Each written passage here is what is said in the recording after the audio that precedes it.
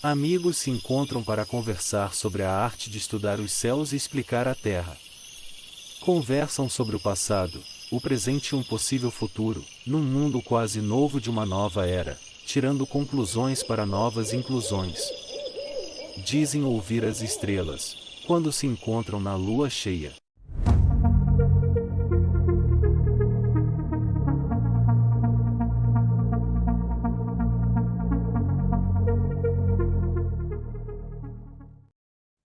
Bom dia, boa tarde, boa noite, para quem é de dia, de tarde ou de noite. Estamos mais uma vez nos encontros da Lua Cheia. E hoje é dia 7 de outubro de 2025 e a Lua se torna cheia às 0 horas e 47 minutos. E como todos os meses, nos encontros da Lua Cheia, encontro amigos, irmãos, parentes praticamente, né? Para depois conversarmos e batermos papo sobre a vida, sobre a astrologia também, certamente, né? E hoje, meus amigos, e de todos vocês, eu tenho uma imensa honra, prazer gigantesco de receber aqui nos Encontros da Lua Cheia uma amiga, parente, quase irmã, praticamente irmã, Celisa Beranger. Celisa, obrigado por ter vindo. Eu que agradeço, é um prazer enorme estar aqui e poder participar de um encontro da Lua Cheia. Ah, que ótimo. Muito obrigado mesmo. Esse episódio é muito esperado, né? Para falar sobre você e sua vida também por aqui. Celisa Beranger, né? É duplamente colega minha, né? Ela é astróloga e também arquiteta, como eu também sou. Tem muitos arquitetos na astrologia, né? Tem Muitos arquitetos. alguns. E arquiteta, e também ela é autor de vários livros também, e palestrante em congressos nacionais e internacionais também, e diretora do Espaço do Céu, Escola de Astrologia, e também foi presidente do SINAGE e da CNA também. Celisa Beranger, minha querida, sempre nos comecinhos dos nossos encontros, faz algumas perguntas, né? Sim. E 3 perguntas para você me responder. Quem é você? De onde você veio e do que você vive? Bom, você já deu aí o meu currículo breve. Eu me encantei pela astrologia e comecei me distraindo, achando que eu estava fazendo um hobby, e acabei me embrenhando por todos os caminhos da astrologia. Quer dizer, eu vim de uma área, como você, de arquitetura, e eu gostava de ser arquiteta, quer dizer, acredito que você também gostasse, Sim, até hoje gosto muito. né? Porque a gente continua apreciando os prédios, os lugares, mas eu digo que a astrologia me trouxe um entusiasmo que eu já não tinha mais pela arquitetura. E se eu olhar meu mapa, eu descobri também que como eu tenho o Júpiter na 9, ligado ao Sol e a Marte, quer dizer, um interesse em estudo, que na arquitetura eu tinha feito urbanismo, que naquela época a gente tinha que fazer urbanismo por fora. Hoje os caras ganham o título de Arquiteto graça, urbanista, né? né? Eram 2 anos de urbanismo. Exatamente. E trabalhava, e a arquitetura, a astrologia me deu uma motivação para estudar. Quando você estava na arquitetura, né? Você ficava mais em projeto ou também em obra, em construção? Como que era mais Não, sua? olha só, eu trabalhei muito com projeto, mas, por incrível que pareça, quando eu cheguei à diretoria técnica, aí eu também comecei a ir à obra, porque eu chefiava um grupo de engenheiros que se relacionavam mal com os clientes e eu tinha que ir lá resolver os pepinos que eles deixavam. Imagem. Entendeu? Então, eu ia à obra, mas mais para o final do que no começo da minha carreira. Você ficou muitos anos como arquiteta, então? Eu trabalhei 30 anos como arquiteto. Eu me aposentei como arquiteto. Mas antes de você se aposentar como arquiteta, você estava na astrologia já. Eu comecei a trabalhar com astrologia em 89. Tá. Então, eu fui me aposentar em 96, 97. Como Quer arquiteta. dizer, eu trabalhei porque eu pedi na construtora para eu trabalhar só meio expediente. Para fazer outra parte. para fazer, porque eu comecei a dar aula e a atender Nossa, na Ciência. Então, eu saía da consultora 2 horas e ia direto para a Ciência. E ficava até 8, 9 horas da noite, me fala uma coisa, você falava com seus chefes e colegas que você ia sair da consultora para ir para astrologia. E eles achavam que é isso? que era maluquice, E aconteceu a mesma coisa também. que eu tinha ficado maluca de, digamos assim, dividir o tempo de uma coisa com a outra, porque, modéstia à parte, eu era muito bem sucedido. Eu criei um projeto de casa que era uma casa que começava de uma sala e 2 quartos e podia chegar a 2 andares com 4 quartos. Olha só. Então, você, quer dizer, você construía de maneira que já tivesse preparado. Então, a pessoa comprava o mínimo e podia chegar ao máximo. Expandindo depois. E isso foi na época que estava começando Barra da Tijuca e Recreio. Tá. Então, teve muito sucesso o projeto. Inclusive, a gente fez uma casa para o Marcos Vale, Olha só. entendeu? Então, tinha, o do Vale já foi 2 andares, ele não começou da menor, claro, mas isso teve muito sucesso, porque, basicamente, a construtora trabalhava muito com forma de concreto. Você... Aí, aquela coisa, é uma construtora, tem que construir, e a gente começou a fazer casas. E eram meio que moduladas, então. Fazer esses módulos. Não eram moduladas, quer dizer, era um projeto que ele podia crescer sem prejudicar o que já estava pronto. Mas a gente não trabalhava com nada pré-fabricado, era a construção normal, entendeu? Muito E interessante eu isso. digo, foi ali que eu digo que eu aprendi a fazer arquitetura sem privilegiar o meu gosto, porque eu achava que uma coisa que a pessoa queria era ruim, mas se ela quisesse mesmo, eu tinha que fazer o que ela Dá essa queria, possibilidade, né? entendeu? É que tem essa coisa do meu teto meio egóico, né? Eu faço o projeto como deve ser feito. Às vezes não considera os desejos do cliente também, né? Exatamente, E exatamente. esse tipo de condição que você fez favorece a pessoa ter e depois ampliar de acordo Não com suas quer necessidades. ciência, eu ia com a pessoa para escolher material, acabamento Sim. principalmente, né? Aí eu mostrava, olha, esse aqui. A pessoa falou, não quero, mas eu quero esse aqui. Olha, esse aqui não é bom por isso, isso, isso. Mas eu quero. Ok, Tá ótimo, então, é não perfeito, tem né? problema. É, tem disso, né? Porque arquiteto que trabalha em construtora, você sabe que tem que ser assim, não é como arquiteto autônomo, que ele Exato. impinge o que as pessoas querem. É verdade, tem muito isso. Agora me diga uma coisa, você estava na arquitetura, na consultora trabalhando, e como é que foi esse contato com a astrologia? Por Você não tinha nenhum incrível contato antes, que né? pareça, eu falo que eu estava na oposição de Urano com Urano, que isso depois eu Estou entendendo? descobri, e estava querendo novidade. Querendo novidade, a construção civil naqueles altos e baixos que a gente sabe. Como agora está lá em cima, mas daqui a pouco pode estar lá É embaixo. cíclico, né? E eu estava cansada.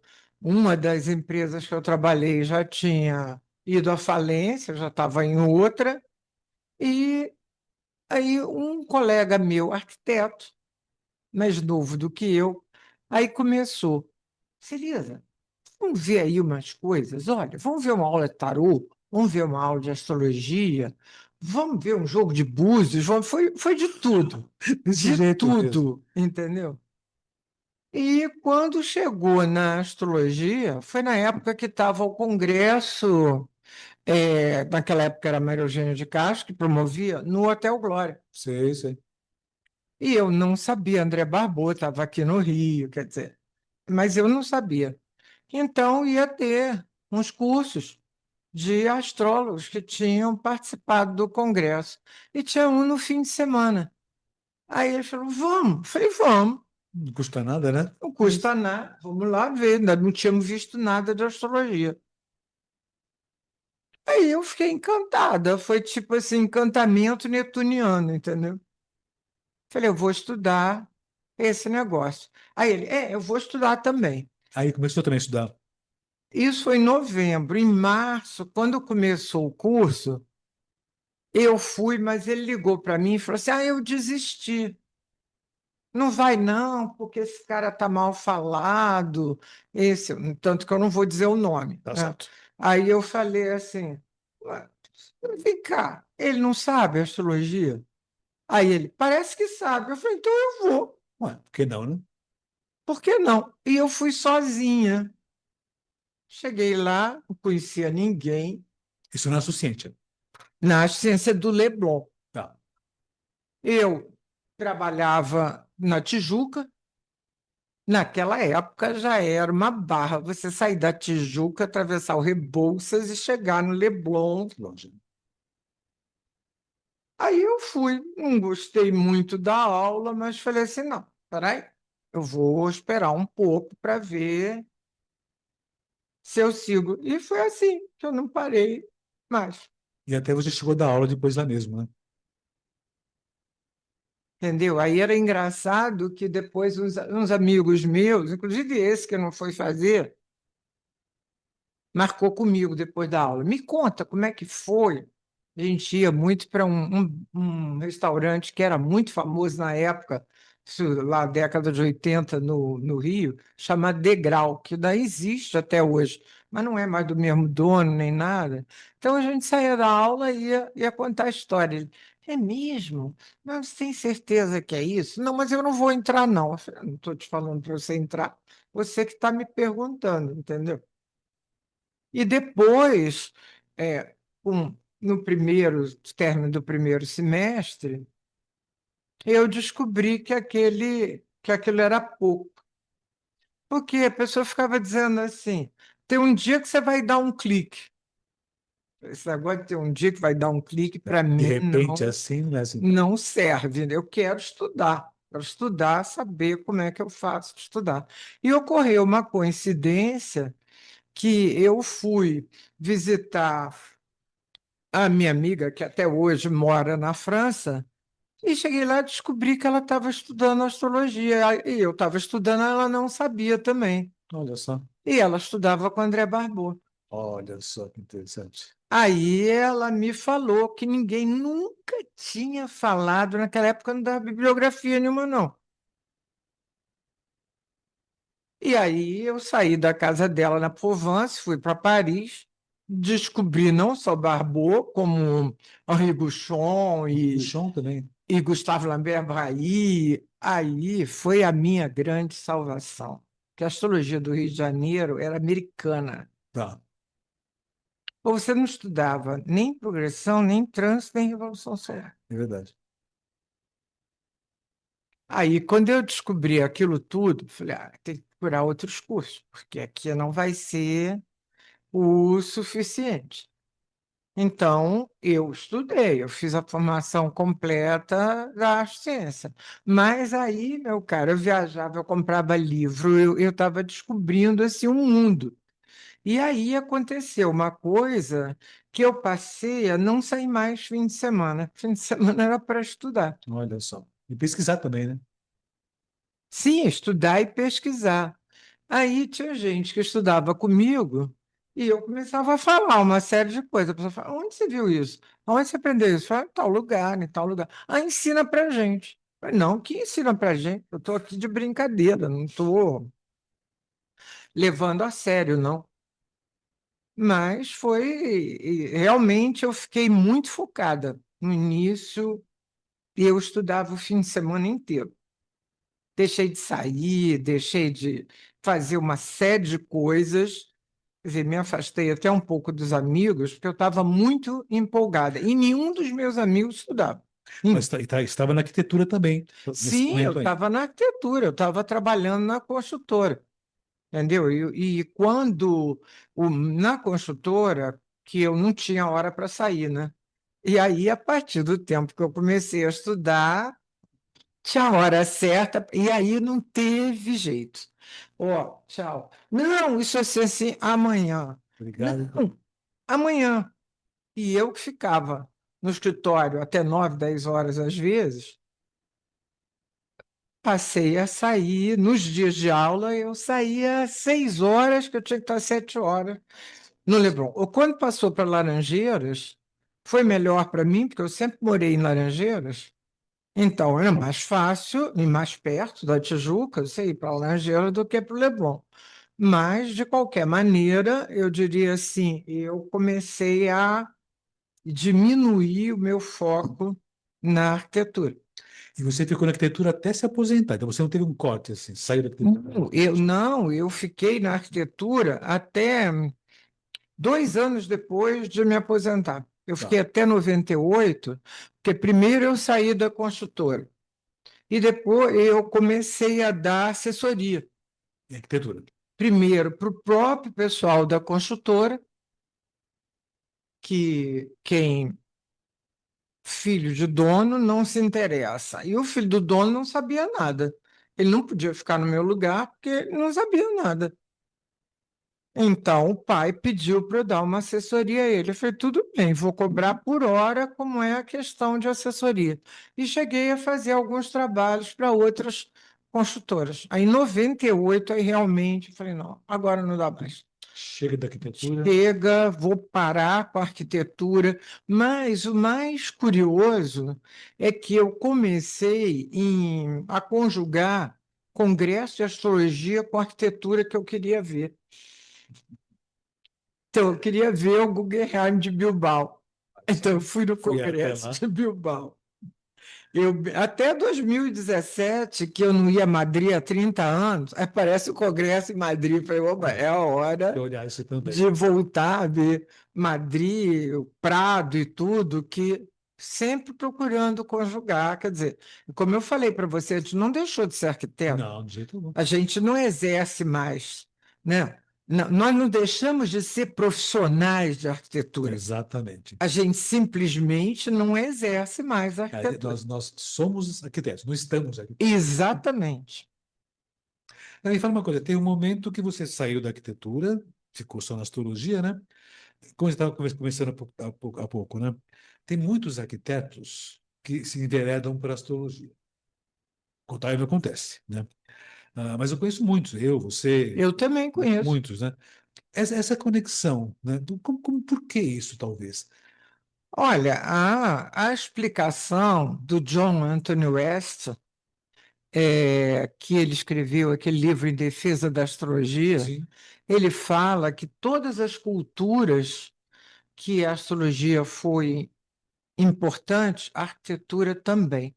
Começando pela Mesopotâmia, que não exatamente. ensinam para a gente na faculdade, e quando a gente estuda astrologia, a gente descobre a arquitetura É da verdade. Mesopotâmia, é uma coisa muito curiosa, É entendeu? verdade. Quer dizer, então, efetivamente, é uma outra coisa que ele cita também, que eu acho que é o correto. O, o, o arquiteto ele precisa ter uma boa cultura geral. Sim, O astrólogo também precisa. exatamente. Embora a gente não encontre isso sempre, mas é o ideal. Então, Que são só de que é uma visão transdisciplinar ou holística, como você fala. exatamente, exatamente, entendeu?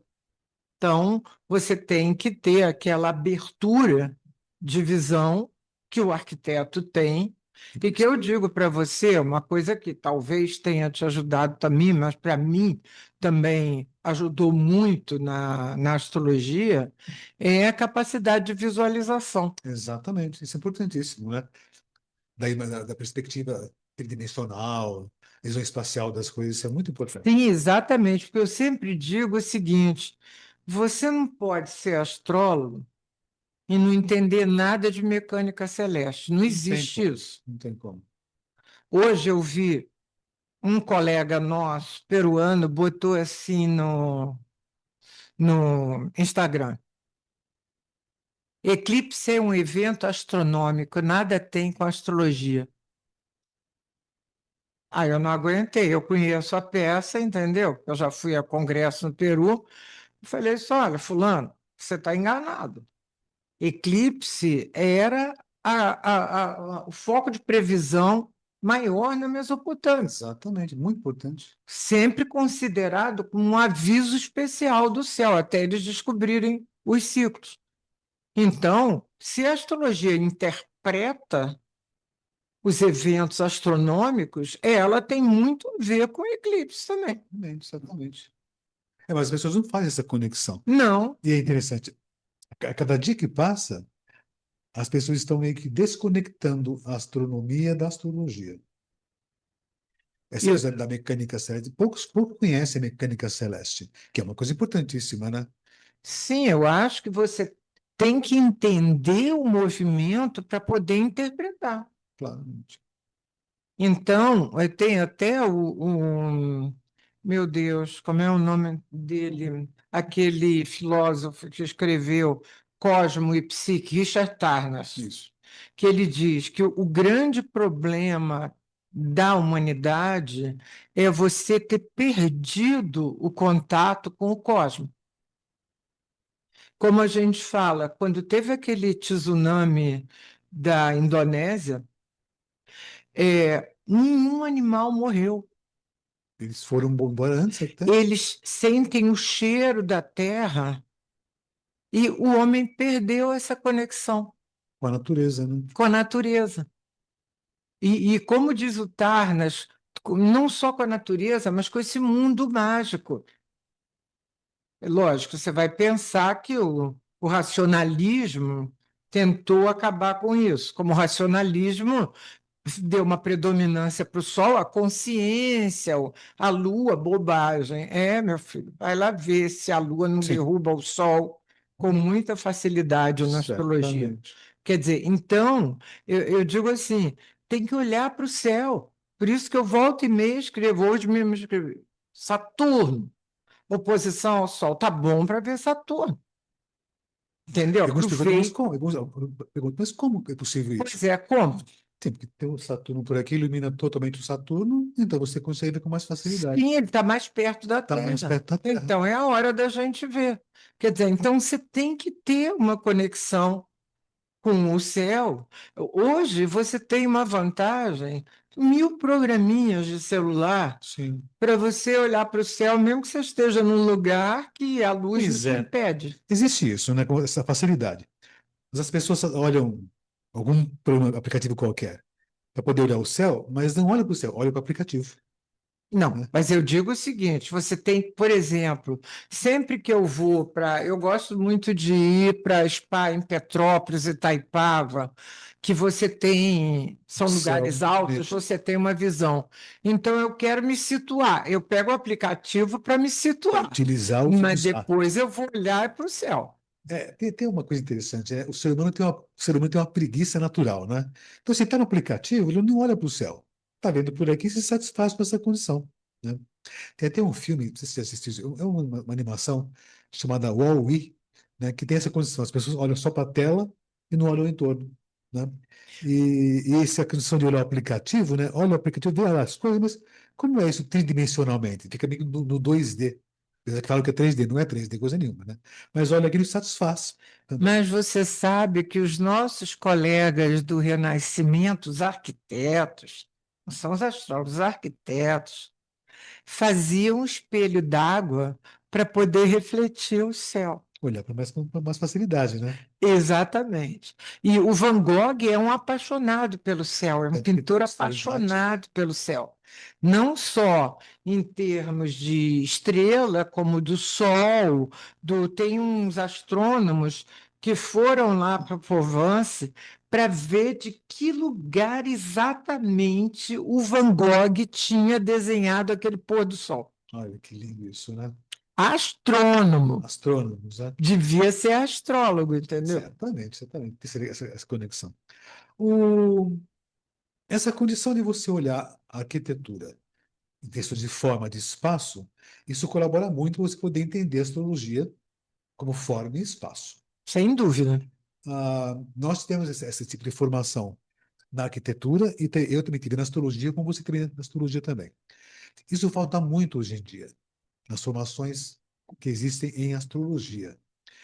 Isso, né, me faz entender que as pessoas começam a não entender exatamente o poder e a função da astrologia como uma conexão com o cosmos de fato mesmo. Isso distancia, né, e até desfavorece até a valorização da astrologia, essa conexão com o cosmos. Sem dúvida, mas o que eu digo, infelizmente, são os astrólogos que contribuem para isso, não tendo essa conexão. Pois é. Eu acho que isso vai ter um retorno, essa necessidade, essa importância da mecânica celeste, né? Você tem sua escola, também tem minha escola, dá muita ênfase a essa condição. Mas já vi gente, né, às vezes olhar o mapa de uma pessoa, isso faz um tempo isso já, né, nos congressos, muitas astrológicas, né? Eu conversando com uma pessoa, né, e vendo o mapa, né, e olhando assim, coisas tão simples, né? Eu falei, mas esse mapa noturno tem tais condições, eu falei assim, né? E a pessoa me perguntou, mas como é que você sabe que é o mapa noturno? Eu falei, eu nem responder. Falei, porque sim, né? Não, eu digo que eu começo, porque para os antigos isso era a coisa mais Era fundamental. básico isso, não era básico isso. Não, eu digo assim, não tinha luz elétrica, eles se recolhiam no pôr do sol, o dia acabava ali no pôr do E pronto, sol, né? entendeu? E depois recomeçava, quando o sol nascia, os caras já estavam lá, quer dizer, já saía de noite. Então, na verdade, eu começo citando como que a astrologia começou. Aí eu falo, olha, cara, só tinha sol, lua e estrela. Não tinha mais nada, né? Não tinha mais nada, não tinha planeta, não. Demorou um pouco para eles começarem a ver os planetas. E eles se regulavam principalmente pela lua. Exatamente. Então, eu digo assim, você vê todas as cavernas têm as representações, Tem.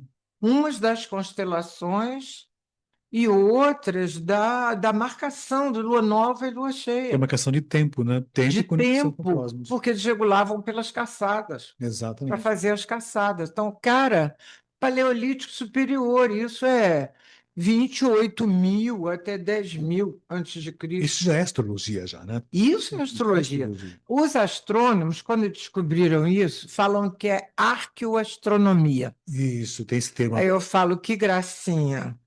Entendeu? A marcação pode ser astronomia. Agora, para que era aquela A utilização, marcação? né? Para É simbolizar que. astrologia.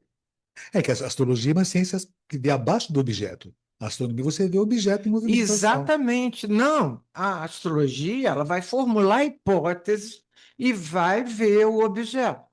A astrologia vai interpretar como é que isso chega na Terra. O efeito dessa O concessão. efeito, então, é aquilo que eu falo, quando as pessoas falam assim, não, mas a astrologia continua usando sistemas geocêntricos. Eu falei, só se você não souber a astrologia direito, Só porque se a você não astrologia estudou. também usa o heliocêntrico. Agora, de onde que a gente olha para o céu?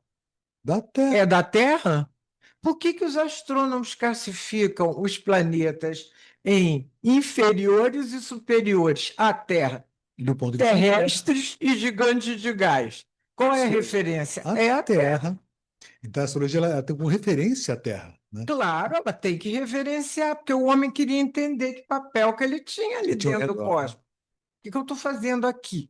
É até compreensível que nos tempos antigos ele entendia que a Terra era o centro de tudo, que é o nosso ponto de vista, Sabe? É né? lógico, se você Você olha as está coisas, ali e você está vendo tudo em volta, então a Terra seria a referência nesse fim de contas. sim, Nós sabemos a importância de ter um conhecimento de mecânica celeste, de sem história, por dúvida. sinal, é muito História, importante, né? importante E, também. lógico, toda a simbologia, todos os arquétipos, né?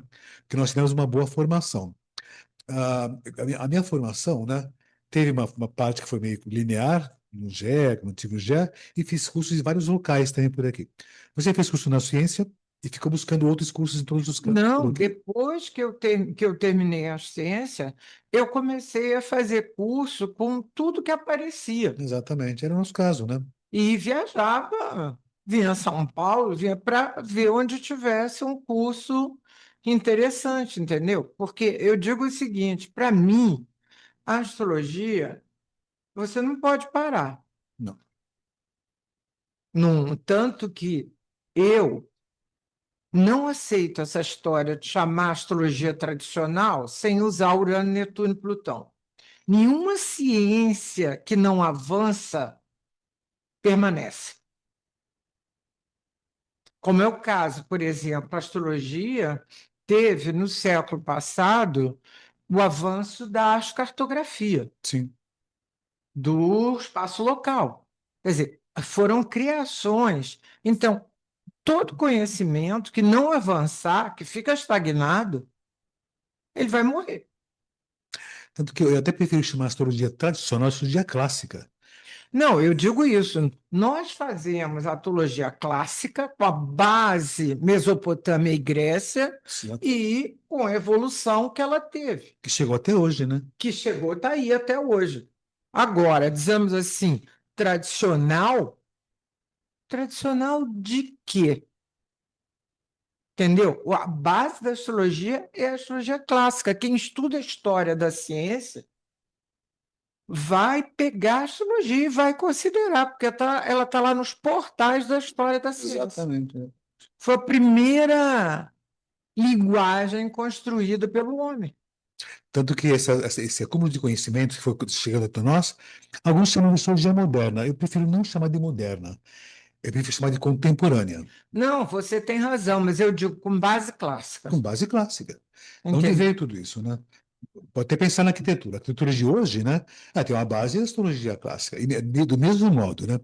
Você não pode se arvorar em ser arquiteto se você não entende os tempos antigos como foi na arquitetura, como chegou até hoje tudo isso, né? Não, Ah, mas você tem que passar sabe por por tudo isso. toda a história. Agora, eu só não entendo, quer dizer, tem umas coisas em termos de conhecimento que eu digo assim, por que que a arquitetura não fala de Mesopotâmia? Por exemplo, não digo nem arquitetura, tá bom. E urbanismo, É verdade. o início das cidades. Que lá começou tudo, né? Tudo começa ali, nunca falaram. Quer dizer, eu tive que estudar astrologia para É descobrir interessante isso, né?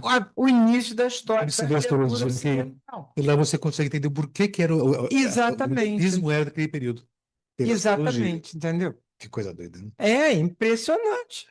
Eu tive essa condição de fazer vários cursos, vários locais, você também é a mesma coisa. E por conta disso tudo, nós entendemos a importância de ter uma formação bem embasada, no começo, meio e fim, uma coisa linear.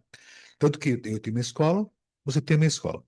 Quando começou essa ideia de você ter uma escola para poder passar esse conhecimento? Como surgiu esse Na insight, assim? verdade, a coisa aconteceu quando a astrociência começou a acabar. Por quê? Eu não fui sozinha, eu estava com outras professoras da astrociência para dar seguimento àquele tipo de formação. Porque a ciência tentou entrar no Ministério da Educação, tentou Lembro disso. aprovar também como profissão, mas ficou ali na base, viu como era difícil seguir com aquilo. E eu achei que era preciso manter essa base. Tanto que a ciência, depois que nós saímos, éramos eu, Cláudia Castelo Branco, Bete Rua e Gleide Furtado, que éramos professoras da ciência. E houve um problema com Cláudia, não foi nem comigo, e a gente achou uma coisa. Foi tipo assim: fazer uma reunião, as pessoas estão gravando e não avisaram que estavam gravando. E a gente descobriu por acaso. Então, colocamos aquela ponderação, não conseguimos nos entender, esperamos acabar o semestre Aí e encerrou. saímos. Tivemos um convite de uma outra astróloga, que eu prefiro não dizer o nome, para que a gente fosse para ela, que ela pretendia fazer uma escola. Mas a gente chegou à conclusão que a linha não era a mesma e que era preferível a gente se manter junto ali. Aí vem aquela história: quando você vai legalizar, todo mundo corre, entendeu? Vamos fazer uma sociedade. Não, porque falei, olha, não tem problema, eu faço, porque tenho plena convicção nisso. Aí vocês participam dando aula. Mas aquilo aos poucos foi, quer dizer, as pessoas foram desanimando. e foram saindo. Aí eu me lembro que isso foi 2010, até eu pensei em parar também. Olha só. 2009, eu falei para os alunos que eu não ia mais dar aula, que eu ia ficar só estudando e atendendo.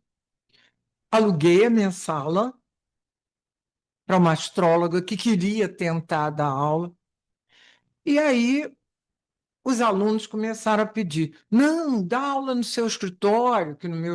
Então, eu reformulei o currículo, eu revi todo o currículo e digo a vocês que eu voltei a estudar tudo do zero. Tudo o que me fez falta no aprendizado, eu voltei a estudar que eu não dava aula de começo, eu só entrava na interpretação. Ah, tá. E aí eu decidi que eu ia começar a dar aula desde o começo. Aí acabei com a história dos elementos, e acabei com uma série de coisas, e entrei com história nos fundamentos, Que é para as pessoas importante isso. entenderem da onde a coisa veio. E posso dizer que começou a funcionar melhor. Porque se as pessoas não estavam mais motivadas, e eu digo assim, olha, eu tenho 39 anos de astrologia, que é desde 86 que eu comecei a estudar. A minha motivação é a mesma. Eu ainda me encanto quando eu vejo uma coisa confirmada pela astrologia. É impressionante, né? Eu acho uma coisa fantástica, igual a história que eu te contei lá do meu cliente, que teve uma mudança radical na vida, estava lá escrito. Marcado perfeitamente bem. Tudo que ele passou a fazer estava. Aí eu falo, é fantástico. Então, eu sempre digo, a astrologia é um saber fantástico. Se a sociedade tivesse ideia do que a astrologia pode fazer, não é nem pelas pessoas, é pelo mundo, é fantástico. Agora, na verdade, a gente tem que estar sempre estudando.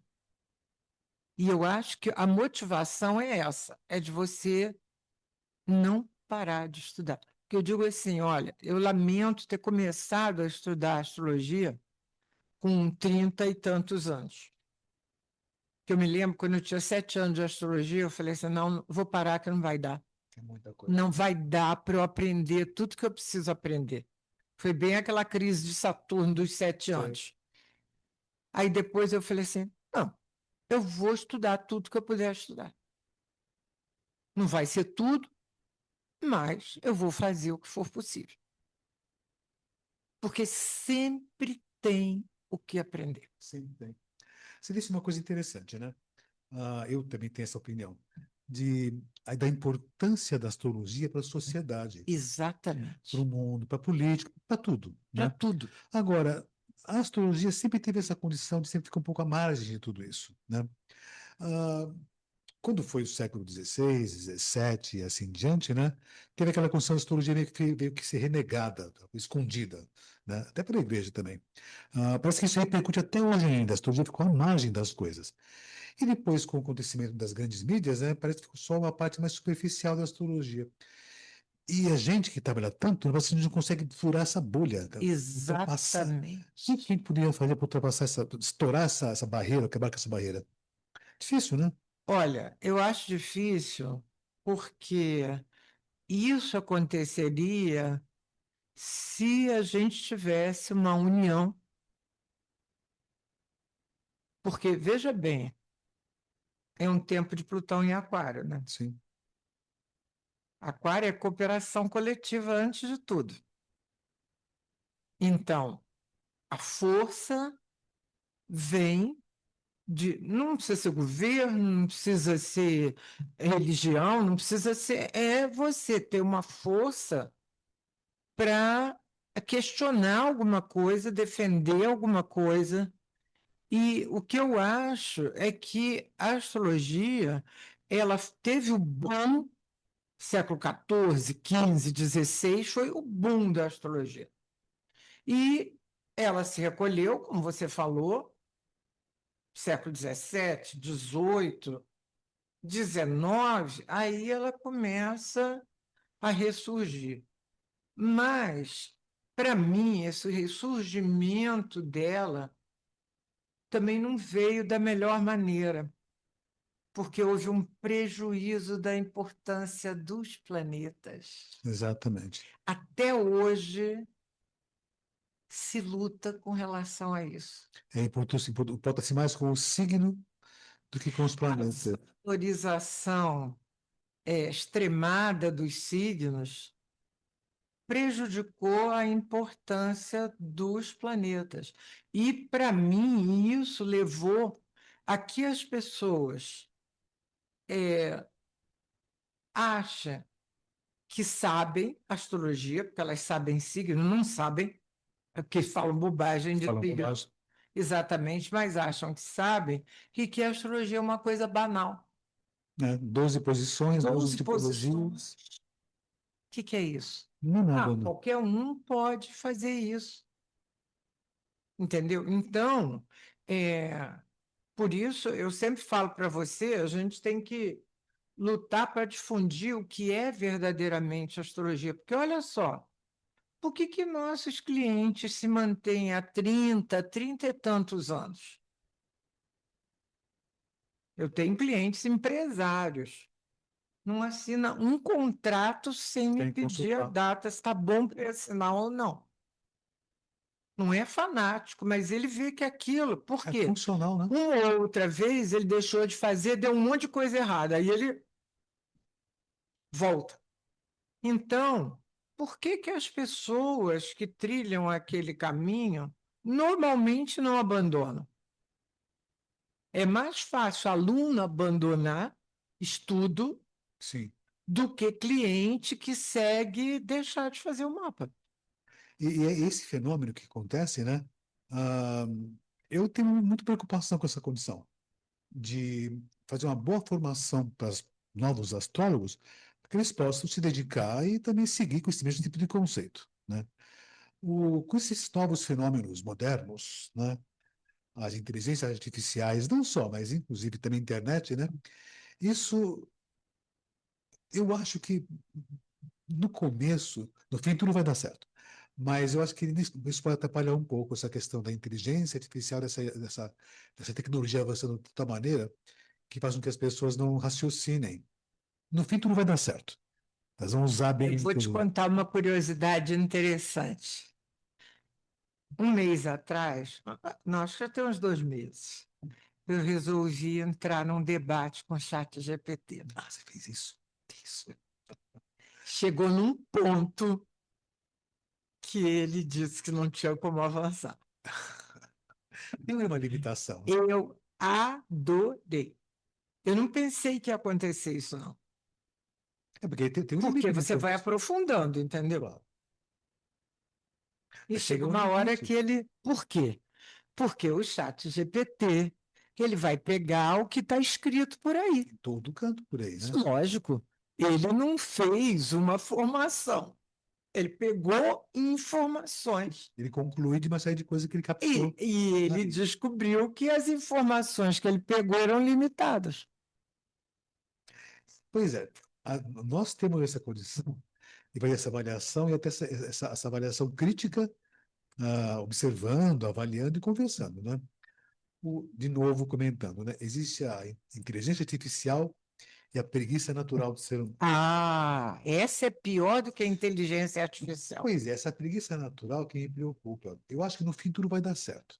A gente vai saber utilizar melhor essas condições todas. Não vai chegar a um bom lugar. Vai. Não sei quanto tempo, mas isso vai. Como tudo acontece, tudo se adapta naturalmente, né?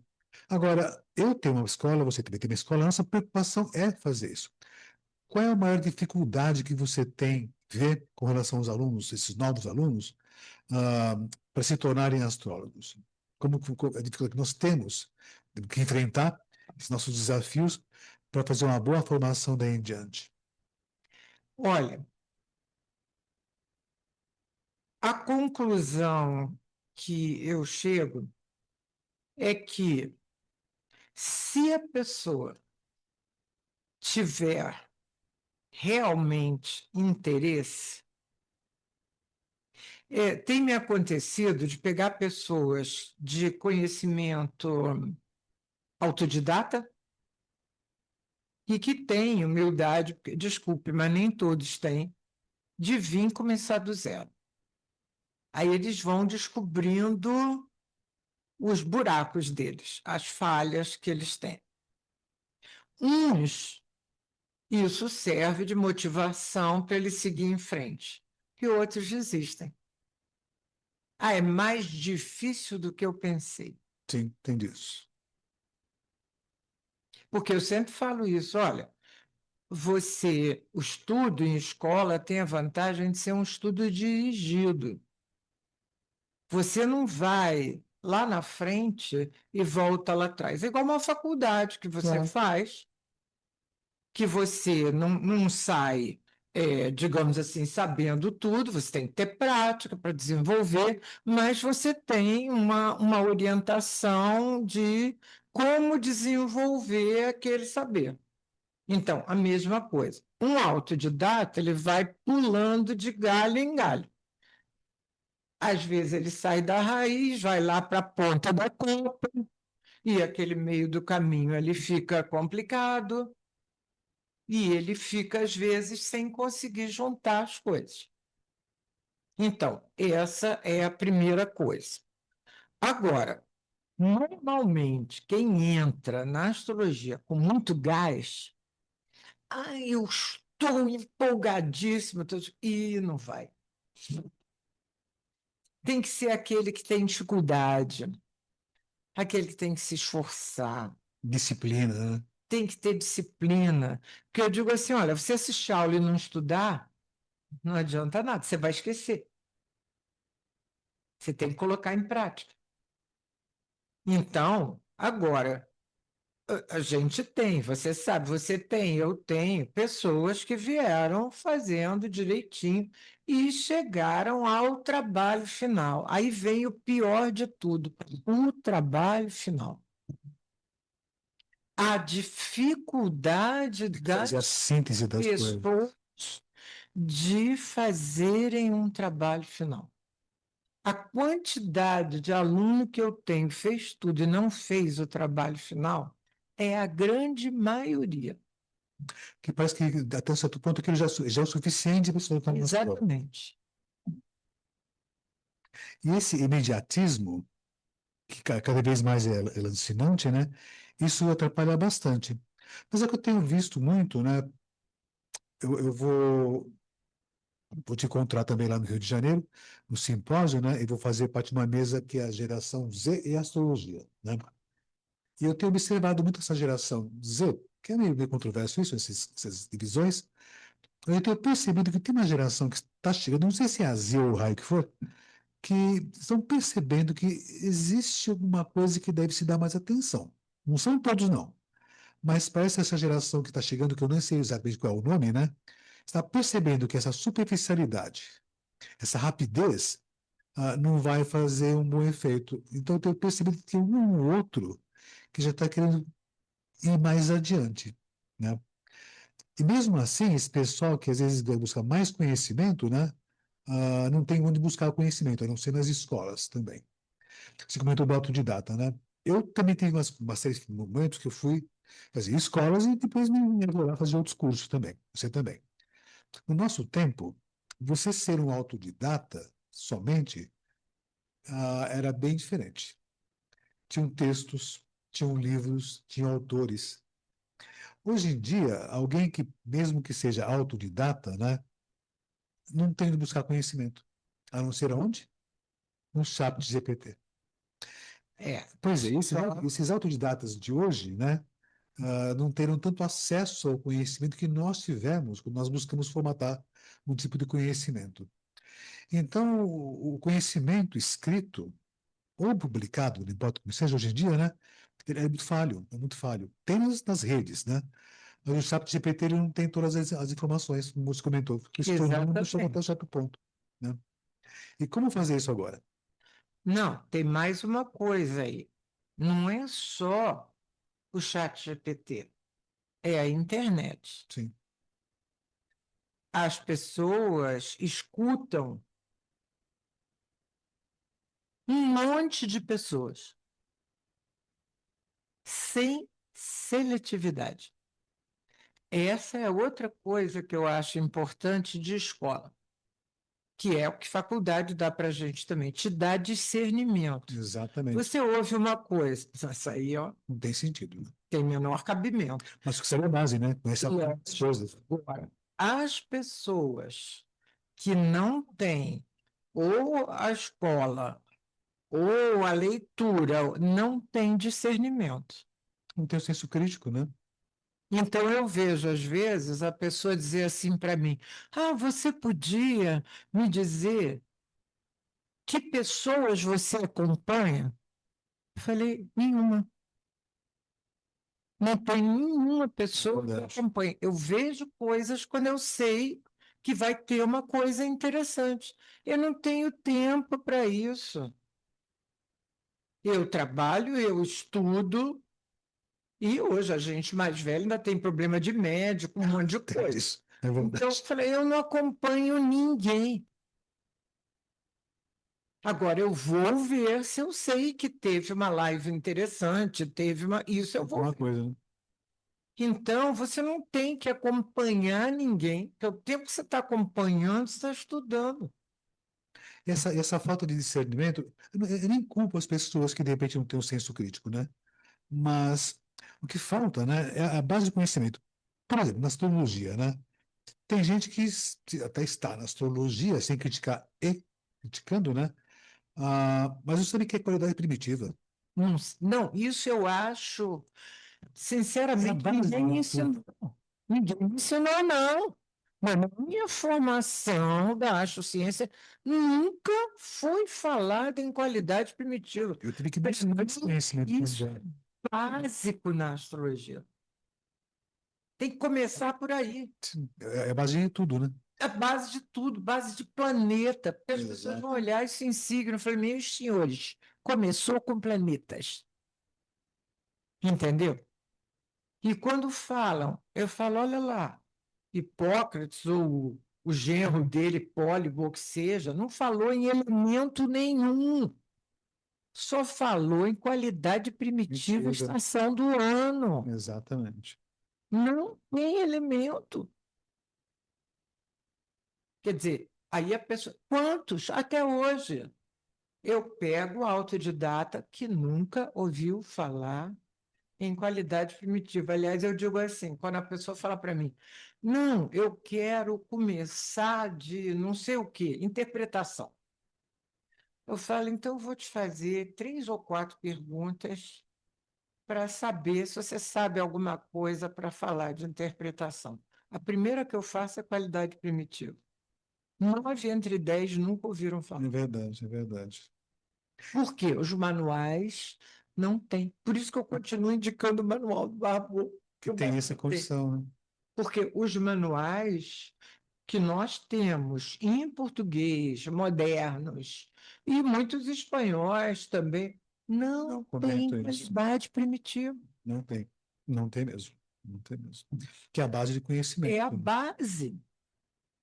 Eu digo, você entende quem é Vênus, quem é Júpiter, se você souber as qualidades Você não consegue primitivas, ter esse conhecimento. antes de dar o significado deles. É esse imediatismo, essa falta de informação, ou falta de literatura, né? Que acaba atrapalhando um pouco. Lógico, nós temos escolas, né? Nós somos um pouco suspeitos. Mas a importância de uma escola, de uma formação de história da astrologia, mecânica celeste, as Sim, bases de tudo você isso é tem que ter, importante. esses são básicos. Eu falo assim, no curso de fundamentos, eu dou um pouco de tudo. É importante isso. Tem que apresentar a astrologia com um pouco de história, que muitas vezes já encanta as pessoas, que elas não têm ideia Verdade. do papel que a astrologia teve no mundo. Quantas pessoas importantes, quer dizer, eu digo assim, é só falar no Kepler, os astrônomos defendem a bandeira dele, meu filho, mas era com astrologia que ele ganhava dinheiro. É verdade, é verdade. O Rudolf não pagava ele, se ele não fizesse mapa, ele não tinha dinheiro para sustentar a É família. verdade. Celisa, nós conversamos antes da gravação, né? Aquela questão do que é ser um astrólogo, né? E nós até comentamos naquela condição de se fala muito de ser astrólogo profissional, né? E nós comentamos uma coisa e é isso mesmo, né? Eu sou arquiteto, você também é arquiteto, Eu também. e ponto. Não existe arquiteto profissional, não existe engenheiro profissional, também não existe astrólogo profissional. Médico profissional, né? Não tem nada. Existe profissão astrólogo. Profissional de astrologia, profissional Exatamente, é o de profissional de astrologia. Agora, astrólogo profissional, é redundante até, né? não, Eu sou, não sou. inconsistente, porque eu digo assim, se você quer ser profissional, você não pode se colocar numa categoria diferente dos outros. Claro. Que quem ou é profissional ou não é profissional. Para mim é isso. Você tem um certificado de formação em astrologia, você é astrólogo. Agora, você pode exercer ou não. Aí você é profissional atuante ou não, né? É diferente, É diferente, né? entendeu? Mas um tempo atrás tinham inventado que estudante era astrólogo e que o formado era astrólogo profissional. Ó, não existe isso. Eu não sou arquiteto profissional, nem médico profissional, né? Não, se é estudante, é estudante, Se é astrólogo, né? tá? Então, de alguma maneira, eu digo assim, por isso que eu sempre falo, olha, depende de nós elevar a astrologia. Não fica jogando para os outros. Se nós respeitarmos, se nós nos fizermos ser. Eu digo assim: olha, jamais eu fui desrespeitada em dizer que eu era astróloga. Também não. E mesmo no meu tempo de construtora, que um dizia que eu tinha arrumado uma bola de cristal, outro dizia que eu tinha uma vassoura. Mas olha, a maioria dos donos de construtora vieram fazer mapa comigo. Porque diziam assim: não, se você foi fazer isso, Se ela faz isso, eu tenho uma certeza de deve ter alguma coisa de sério na história. Então eu digo isso: se você se coloca numa posição de seriedade, você contribui para o respeito da astrologia, porque, infelizmente, se um médico errar e fizer bobagem, a medicina jamais vai ser criticada. A medicina é a medicina, médico é outra história. o médico é outra história. Agora, a astrologia não. Se um astrólogo disser uma bobagem, você está vendo que porcaria que é isso? Não, É chega ao astrólogo. cúmulo, eu digo chegar ao cúmulo do Michel Gauquelin, que queria provar que a astrologia não funcionava, acabou provando que funcionava, que os cientistas, que meia dúzia apenas de cientistas reconheceu o excelente trabalho dele, os outros foram dizer que ele se suicidou porque ele se meteu com a astrologia. É mesmo. Olha, o que, que tem uma coisa com a outra? Absurdo, né? Entendeu? Então, é assim, eu digo isso, olha, depende de cada um de nós. Quando eu quero chatear mesmo, eu falo do Dante. O Dante botou todos no inferno com a cabeça virada Pra para trás. trás. Nominou alguns, como Guido Bonatos, por exemplo, que a gente Exatamente. louva tanto, está lá o nomezinho dele. Com a cabeça virada nos infernos. Cabeça virada porque não são confiáveis, são enganadores. E nós permitimos que, depois de termos sido elevados, no século XIV, no século XV, no século XVI, até o começo do século XVII, voltássemos novamente para. Precisamos ir para o paraíso. Faremos juntos essa jornada, certamente. Celisa, que bom falar contigo sempre. Para encerrar nossa conversa, que é uma pena, né? Sempre pergunto pro pessoal. Me diga uma coisa, das questões do mundo de hoje, uma coisa que te, uma notícia que ficou marcante nos últimos tempos aí, que te chocou, te alertou, te alegrou. Uma coisa que te. Tem muitas coisas que me chocaram. Eu acho que a gente viver um- uma destruição de uma população, a gente vê um país que foi considerado de grande avanço regredir em relações humanas, em respeito ao outro, seja o outro quem for. E, ao mesmo tempo, você vê um, um país que tem origem em outro país, destruir aquele país de origem, eu não entendo. Eu não entendo. Eu digo assim, algo tem que ocorrer para parar com isso. Porque é como se a gente, na segunda década, terceira década do século XXI, terceira década, a gente tivesse regredido uns 50 anos. Verdade. Então, não acredito que a gente vai continuar indo para trás. Deve ter um tipo de evento, qualquer que dá um. Eu confio em que algo vai para frente. A gente está numa etapa A. A etapa A valoriza o conhecimento, valoriza as relações humanas. Tem a tecnologia. Ela não precisa atrapalhar se ela souber ser utilizada. Então, para mim, algo vai ocorrer, e não creio que demore muito, para isso mudar. Porque confesso a você que tem coisas que acontecem, principalmente, eu diria, de uns 10 anos para cá, que me chocam e me desanimam com relação à humanidade. Mas esse desânimo passa, porque a Passa. humanidade vai avançar. Sempre avança, de um Sempre. jeito ou outro. Né? Sabe, um filme que te marcou, que você se lembra às vezes. Eu tenho que pensar aqui, porque eu sou cinéfila, Eu você sei, sabe sei. que eu adoro cinema e eu tenho visto coisas assim muito marcantes, mas eu vou me lembrei de um agora que eu achei fantástico, se chamou A Matriarca, e, meu Deus, eu não vou me lembrar da atriz, mas era uma história de uma mulher que viveu a vida dela, privilegiando a vida dela, então isso ela teve problema com o marido, com os filhos, com. E ela, através de um neto, ela começa a resgatar.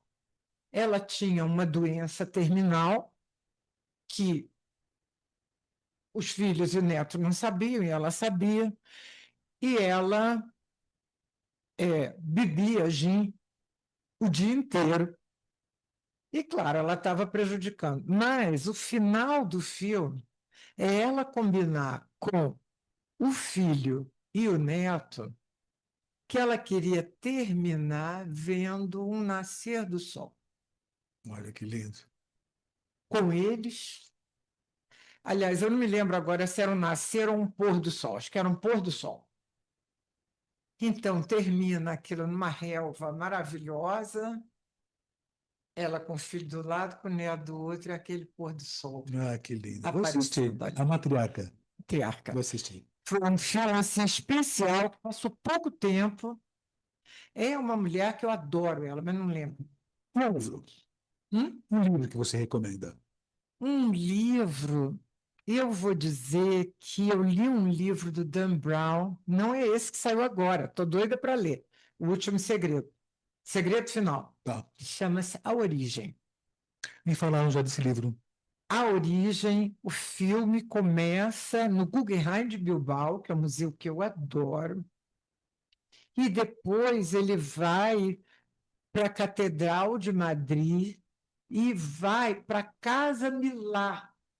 O protagonista mora na cobertura da Casa Milá de Barcelona. Quem arquiteto é uma coisa fantástica. E tem uma história também envolvendo um mega computador que existe lá em Barcelona. Esse computador é um supercomputador. E eu achei, você pode dizer assim, talvez não só pelo decor, mas o filme é muito inteligente. O objetivo dele começa que ele queria provar que Deus não existe. Então ele chama um rabino, um padre católico, um indiano, um budista, e avisa para eles que ele vai acabar com essa história de que Deus existe. Chama-se A Origem. Foi um livro pouco comentado do Dan Brown. Não acho o Código da Vinci, essas coisas, nem Anjos e Demônios, mas esse eu acho maravilhoso. E agora estou doida para ler O Segredo Final. Vou comer. Celisa, nossos momentos finais. Me diga uma coisa: o que é astrologia?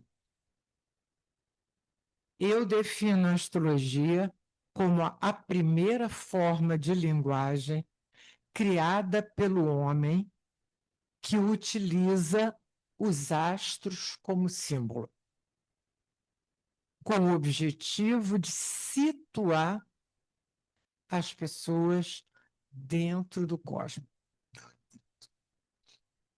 Celisa, mais uma pergunta. Quem é você? Quem sou eu?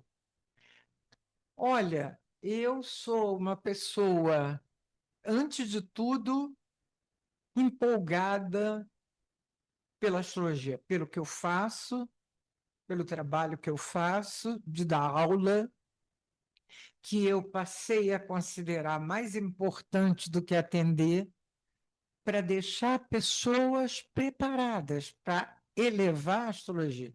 Que eu digo que eu sempre trabalho por ela e para ela, a astrologia.